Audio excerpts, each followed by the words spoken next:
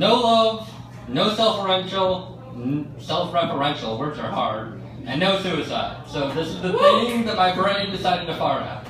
Without further ado, running from revelation, or a moment of silence. It is said that Siddhartha only achieved enlightenment after sitting alone under the Bodhi tree for 49 days.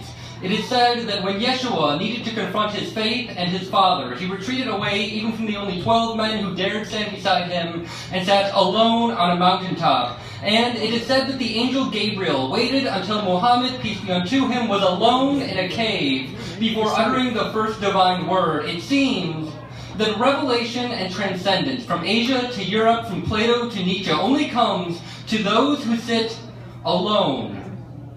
And we claim to want this in our lives, that we need some sort of sign or guidance on how to live, but we can't even take a piss without taking 100 friends along in our pocket. Many of us can't even sleep without the television whispering us gently into that good night. And I don't know about you, but the last time I told my friends I wanted to stay home Friday evening, they asked me what was wrong, as though wanting to enjoy a piece of tranquility on a weekend was the sign of some mortal disease, and it did not occur to me then.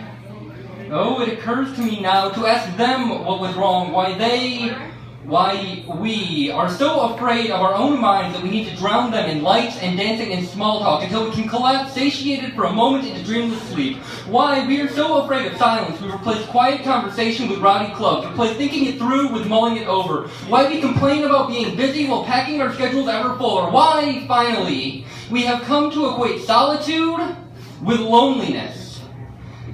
And I think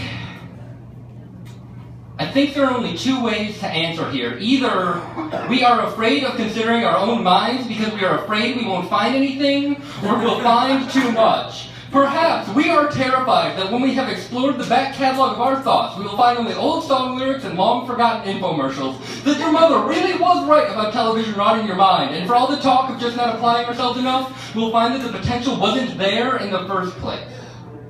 Or perhaps we know exactly what we'll find. Perhaps we are afraid of reflecting because it might tell us something that we don't like. It might tell us, for example, that all our weekend distractions have made us voracious consumers when with every fiber of our being we need to create. Perhaps we are afraid of the silence because we've been trying to drown out the voices screaming in our minds that we've been doing it all wrong, that the games we've played and the sex we've had and the movies we've watched haven't meant a damn thing. We're afraid of being told by ourselves that there's something more we can bring to this world than progeny.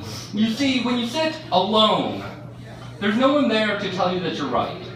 No one to scream that you need to speed up, go faster, do more. When you sit alone, all those fleeting thoughts of hollowness and meaninglessness have a moment to catch up, and they make us uncomfortable. It makes us squirm to think that there's only so much sand in our hourglass, and we've spent most of it watching reruns. It's an itchy feeling to wonder why you want that next promotion when your bank account doesn't need it. It's grating to wonder if maybe we're loving out of convenience rather than feeling, okay, one line of love. And we have been raised upon comfort, spoon-fed from the day we are born and ingrained into our very souls that we should seek that which is pleasant, that we shouldn't spend too long asking questions that might get us in trouble, or whose answers can't be found in Walmart. Or maybe we just choose the highway because we're afraid of running out of gas on the scenic route. Maybe we know that comfort just doesn't cut it anymore, but we don't have another standard. Or maybe we're just afraid that we've been running from revelation so fast and for so long, nonsense blaring in our ears that even in silence we will only hear static. Thank you. Yeah!